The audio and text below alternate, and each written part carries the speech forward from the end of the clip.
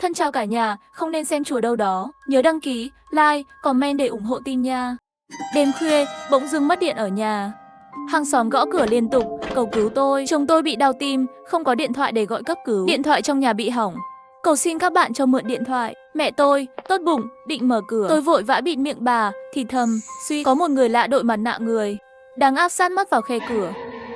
Lúc 2 giờ sáng, tôi xem được một tin tức. Thành phố xuất hiện kẻ giết người hàng loạt, đã có 5 người thiệt mạng, hiện tại vẫn chưa bắt được. Cảnh báo người dân chú ý an toàn khi ra ngoài vào ban đêm, hãy chắc chắn khóa cửa cẩn thận. Bỗng dưng nhà tôi mất điện. Mẹ tôi đang xem tivi vội vã ngồi dậy. Sao lại mất điện thế này? Mạng cũng mất luôn rồi. Hân hân, đi ra cửa kiểm tra lại công tắc điện đi. Trong lòng tôi cảm thấy không yên, tôi đưa điện thoại cho mẹ xem tin tức. Tôi kiểm tra lại kết nối mạng trên điện thoại, wifi nhà người khác vẫn còn hoạt động. Chỉ có nhà tôi là mất điện. Mẹ tôi nghĩ tôi lo lắng quá, đêm khuya rồi mà vẫn nghi ngờ này nọ. Đừng xem mấy cái này nữa. Chắc là do nợ tiền điện thôi mà. À, hóa ra là nợ tiền điện sao? Tôi nhanh chóng nạp tiền điện trực tuyến. Trên điện thoại hiện lên số dư điện là 0. Mẹ tôi thở phào nhẹ nhõm, không sao rồi. Chắc là do tiền điện đã hết thôi mà. Nhưng lòng tôi càng thêm lo lắng, không đúng rồi. Tiền điện nhà tôi chỉ thiếu 10 mấy đồng mới cắt điện thôi mà, mẹ ơi. Đừng mở cửa nhé. Lúc này, trong đầu tôi hỗn loạn. Tôi lại nghĩ đến một vấn đề khác. Lúc tôi về nhà sau ca đêm, tôi thấy tủ giày trước cửa rất gọn gàng. Có tổng cộng 5 đôi giày nam, chúng được xếp thành 2 hàng ngay ngắn. Nhưng những đôi giày này chẳng ai đi cả. Bố tôi suốt ngày đi công tác ở xa, nhà chỉ có tôi, mẹ và bà, 3 người phụ nữ. Tôi luôn để những đôi giày này ở cửa, chính là để tạo ra ảo giác trong nhà có đàn ông. Mẹ, là mẹ đã xếp lại giày ở cửa à? Không, con không đụng vào đâu. Có thể là bà nội đấy. Bà ra ngoài rồi mà. À, là bà nội sao? Trái tim tôi dần dần bình tĩnh lại. Nhưng rồi tôi nghĩ lại, vẫn cảm thấy không ổn. Bà nội đã 94 tuổi rồi, bà không thể cúi người xuống. Thật sự là bà xếp giày à? Con bé chết tiệt, sao không thể là bà nội? Không thể là bà dùng chân đẩy giày đi sao? Tôi không yên tâm. Vì vậy, tôi đánh thức bà nội đang ngủ để hỏi. Bà nội nghe hơi kém, phải hỏi mấy lần bà mới nghe rõ. Con không đụng vào giày đâu. Con không động vào đồ của các con đâu. Không phải bà nội, chắc là cô lao công phải không?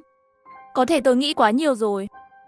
Nhưng trong lòng tôi, đột nhiên dâng lên một nỗi bất an khổng lồ. Những đôi giày đó, đều là những đôi giày cũ tôi mua từ mạng. Mỗi đôi giày có một cỡ khác nhau. Tôi chỉ lo mua được nhiều đôi, hoàn toàn quên mất chuyện này. Chắc không ai để ý đến chuyện này đâu. Hy vọng là vậy. Tôi bật dữ liệu di động lên, trả trước 100 đồng tiền điện trên mạng. Nhưng điện vẫn chưa có. Vì vậy tôi và mẹ bàn nhau, chờ sáng mai ra thử kéo cầu dao xem sao. Nếu không được thì gọi bảo vệ. Tôi vừa nằm xuống, bỗng nhiên một chuyện nhỏ xảy ra trong vài ngày trước lại hiện lên trong đầu tôi. Hôm trước tôi vừa về nhà, thì phát hiện một tờ quảng cáo nhỏ dán dưới cửa. Lúc đó tôi còn quay một video gửi cho bảo vệ. Lúc này, trong lòng tôi không thể nào quên chuyện này. Vì vậy tôi lại mở video đó ra, xem đi xem lại. Đột nhiên tôi giật mình, Mẹ xem video này, trên quảng cáo đó không có số điện thoại.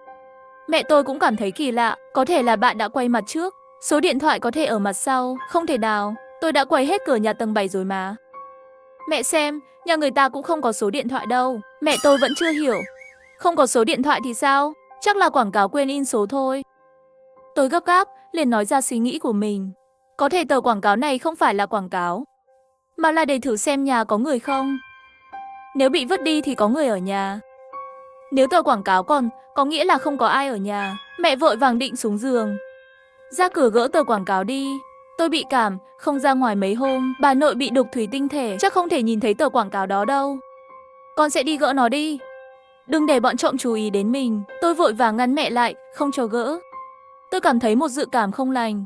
Có thể tờ quảng cáo này không phải do trộm để lại, mà là do kẻ buôn người để lại. Phải giữ lại tờ quảng cáo, để kẻ đó tưởng rằng nhà mình không có ai. Tôi và mẹ nhẹ nhàng xuống giường. Một người kiểm tra ổ khóa cửa sổ, một người kiểm tra ổ khóa cửa chính. Cửa chính nhiều ổ khóa thật tốt.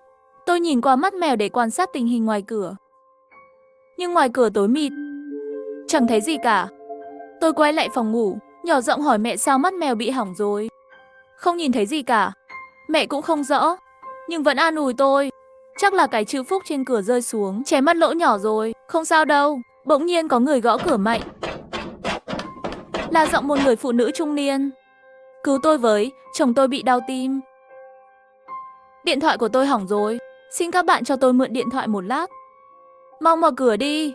Mẹ nhân hậu cầm điện thoại định mở cửa. Chắc là người hàng xóm mới ở phòng 702. Chúng tôi chưa gặp bao giờ. Tôi lại một lần nữa giữ tay mẹ lại. Chuyện tối nay thật kỳ lạ. Chúng ta phải cẩn thận. Tòa nhà của chúng ta có thiết kế 2 thang máy 4 hộ. Nhà tôi là 701. 702 là hàng xóm mới chuyển đến. 703 là chị em cùng công ty. Ông Vương ở 704 đã về nhà dưỡng lão rồi. Còn mắt mèo nhà tôi có thể nhìn thấy cửa nhà 702. Tôi lại nhìn qua mắt mèo. Lần này tôi lại nhìn thấy thứ gì đó. Người phụ nữ ở 702 đang khóc, vì vậy đèn cảm ứng trong hành lang vẫn sáng. Người phụ nữ có vẻ tuyệt vọng, cô ấy liên tục gõ cửa. Cầu xin mở cửa đi. Mau mở cửa đi. Cho tôi mượn điện thoại đi. Cầu xin các bạn, cứu giúp chồng tôi. Mẹ cũng nhìn qua mắt mèo. Mẹ thấy người phụ nữ không có gì bất thường. Mở cửa. Tôi vội vàng giữ chặt tay mẹ. Vì tôi phát hiện ra cửa nhà người phụ nữ mở rồi. Nhưng trong nhà không có đèn sáng. Không có đèn sáng mà lại cấp cứu chồng bị đau tim. Có bình thường không? Hơn nữa chúng ta đã lâu không mở cửa. Cũng không có ai trả lời. Người bình thường sẽ nghĩ nhà chúng ta không có ai, phải không? Vậy mà cô ấy lại không đi gõ cửa nhà người khác. Cũng không đi nhờ bảo vệ. Cứ khóc lóc và cầu xin ở đây. Như thể chỉ muốn chúng tôi mở cửa thôi. Cứ như là cố tình làm vậy. Cả tôi và mẹ đều bị dọa sợ toát mồ hôi lạnh. Một vài phút sau, người phụ nữ có vẻ như khóc mệt rồi, giọng khóc dần nhỏ lại. Tôi hoảng hốt nhận ra mắt mèo lại không nhìn thấy gì nữa. Đột nhiên, người phụ nữ phát ra tiếng hét kinh hoàng. Sau đó, nghe thấy tiếng kéo lê khẽ khàng bên ngoài cửa. Nếu như tất cả những điều kỳ lạ tối nay chỉ là sự nghi ngờ, thì giờ này có thể xác định rồi. Ngoài cửa chắc chắn có kẻ xấu. Có thể chính là kẻ buôn người liên hoàn trong tin tức. Người phụ nữ ở 702 chính là kẻ buôn người, dụng cụ dùng để lừa chúng tôi mở cửa. Nếu tôi vừa rồi thật sự mềm lòng mở cửa, hậu quả không thể tưởng tượng được. Bùm bùm bùm, tên đàn ông kia lại đâm đầu vào cửa nhà tôi. Tôi hoảng sợ đến mức đâm vào anh ta, vội vàng bảo mẹ trốn vào nhà vệ sinh, gọi điện báo cảnh sát trong im lặng. Tôi thì tắt hết điện thoại và đồng hồ báo thức trong nhà. Và di chuyển chiếc ghế sofa nhỏ trong phòng ngủ ra, chặn cửa ra vào gần cửa chính. Khi tôi nhẹ nhàng di chuyển chiếc ghế sofa nhỏ ra khỏi phòng khách, bà tôi lại vào phòng khách. Và bà đã đi đến cửa chính. Bà định mở cửa cho kẻ lừa đảo bên ngoài. Thình thịch thình thịch thình thịch. Tôi cảm thấy tim mình như sắp nhảy ra ngoài. Người phụ nữ vừa nãy vừa khóc vừa gõ cửa, mà bà tôi lại không bị đánh thức. Bây giờ kẻ lừa đảo dùng đầu đập cửa, bà tôi mới tỉnh dậy. Tôi không còn để ý đến chiếc ghế sofa nữa mà chạy thẳng đến cửa. Có lẽ tất cả chỉ là định mệnh. Cửa mở canh, nhưng cửa không mở đúng cách. Bà tôi không biết mở cửa phức tạp thế này. Tuy nhiên, âm thanh mở cửa cũng đủ để kẻ lừa đảo biết rằng trong nhà có người. Trong nhà có người. Bam bam bam, kẻ lừa đảo đập cửa mạnh mẽ hơn. Lúc này em gái tôi cũng đến. Cô ấy không chỉ báo cảnh sát mà còn gọi điện cho bố và bảo vệ khu phố.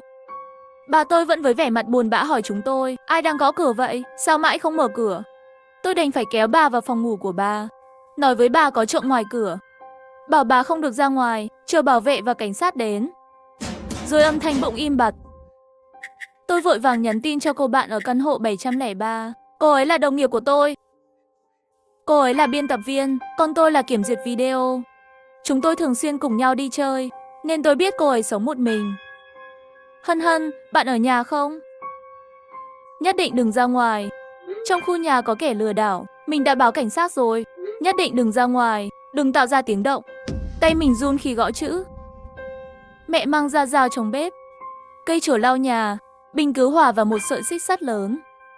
Nếu kẻ lừa đảo phá cửa, khóa xích lại.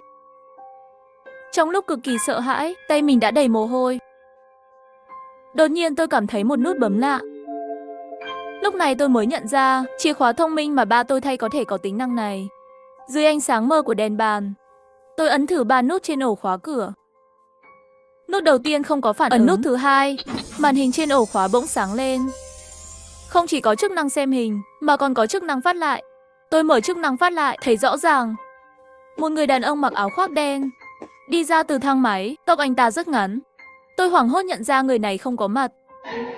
Anh ta không có đặc điểm khuôn mặt. Khi nhìn kỹ, tôi phát hiện khuôn mặt của anh ta có vẻ là một lớp mặt nạ da người. Vì vậy, các đặc điểm khuôn mặt bị che đi, không thể nhận ra bất kỳ đặc điểm gì hữu ích.